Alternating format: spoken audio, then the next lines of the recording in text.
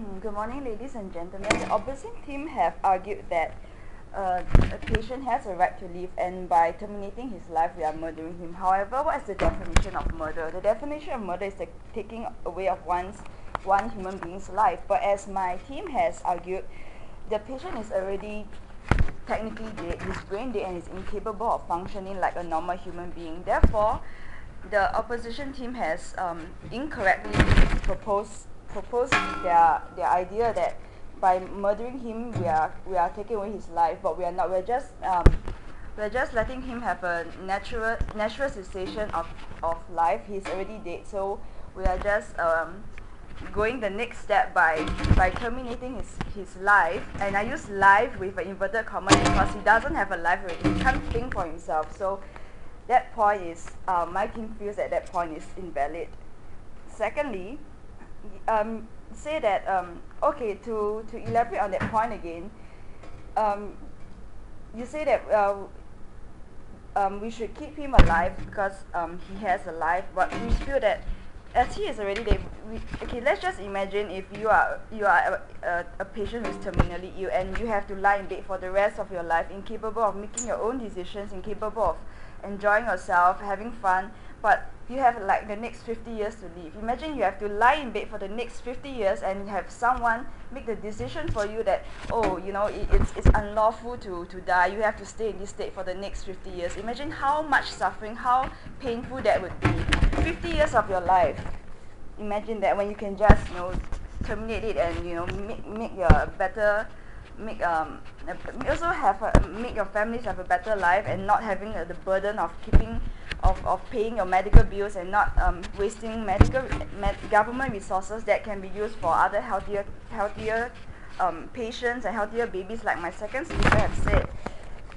And the proposition have keep mentioning that, you know, a life is important, we should treasure all lives, but I just like to say, how similar is the life of someone who is like terminally and brain dead and someone who is a functioning human being? Are they really equal?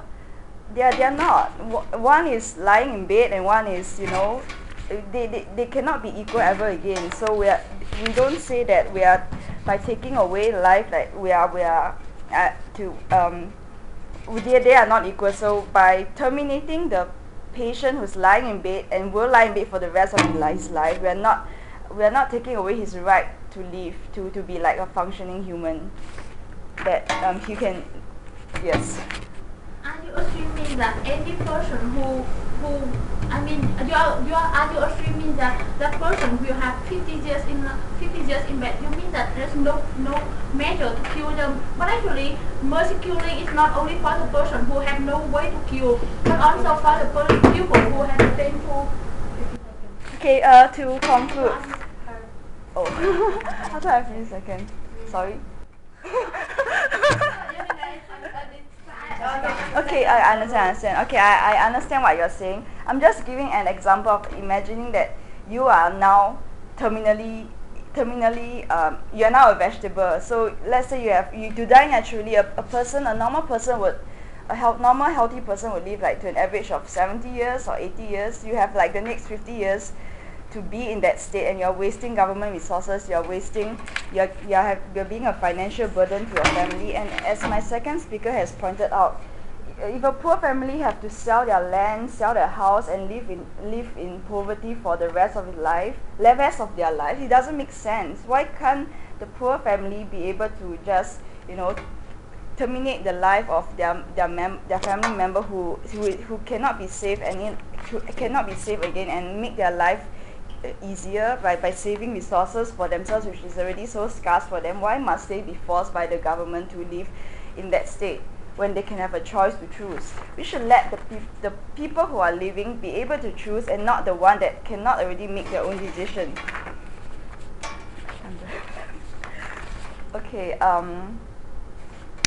Yep. So to conclude, this house believes that it is better to legalize euthanasia to end the suffering for the patient, for the family, both emotionally and financially, and also for the government and for the country, so that the resources can be better used to treat patients who can actually be saved. Thank you.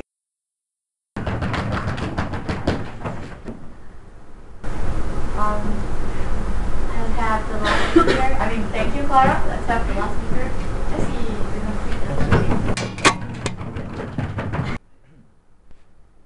Good morning, everyone. Much has been said about euthanasia and how it and the value of life. I believe that one of the most significant points raised throughout the debate is first the right to die, and second is the waste of resources so that one can live.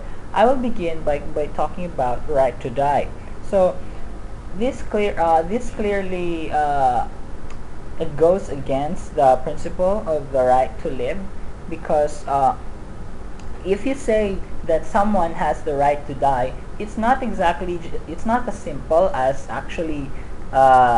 simple as making a personal choice, because it is influenced by collective choices, like, say, for example, the doctor's choices, the family's choices. So if you say that the suffering patient has a right to die, then it limits and undermines his right to his own choice, rather than just succumbing to the choice of the doctor. And if you say and also the proposition side also pointed out that implied that actually that to live while suffering is actually a great waste of resource. And this really like breaks the idea that people actually have the hope to live, Yes, Masa? We believe that if you legalize euthanasia, you said that it will forbid their right to have his own choice. But we believe that if you legalize, then they have choice to die or not. So it will give more option to them. Thank you for raising that point, but what I'm trying to say is that even if you legalize euthanasia, that there are a lot of influencing factors that can affect the personal choice of the dying victim. It's not the choice that he will make, that I want to die is not exactly something that he came up for himself. Rather it is something that is imposed to him, like, oh, the doctors tell you that you're suffering, then you're gonna die, and then the family tells you that we have no money, please die. It's like that. So, and next is the waste of resource. So I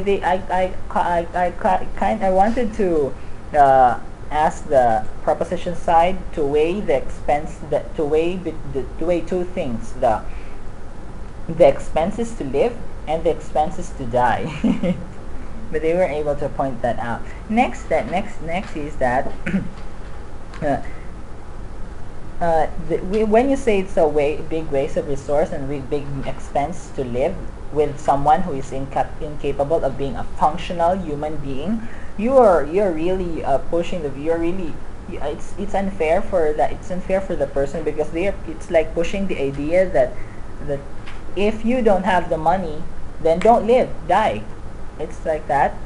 And finally, they pointed out that forced killing will end the suffering. Well, it's not actually as simple as that, because if you say that forced killing will end the suffering, then it will only end the suffering of the victim. What about the emotions the family are feeling? It's too simplistic to say that if you legalize euthanasia, you will end the suffering of all people. And finally, religion. Our group pointed it out, and we didn't receive any refutation, which I think is really cool, because across all cultures and religion, it's been pointed out that in Judaism, Muslim, and in Christianism, only God can take life. And if we weigh in if you think about legalizing euthanasia, then what kind of humans will we become in the long run?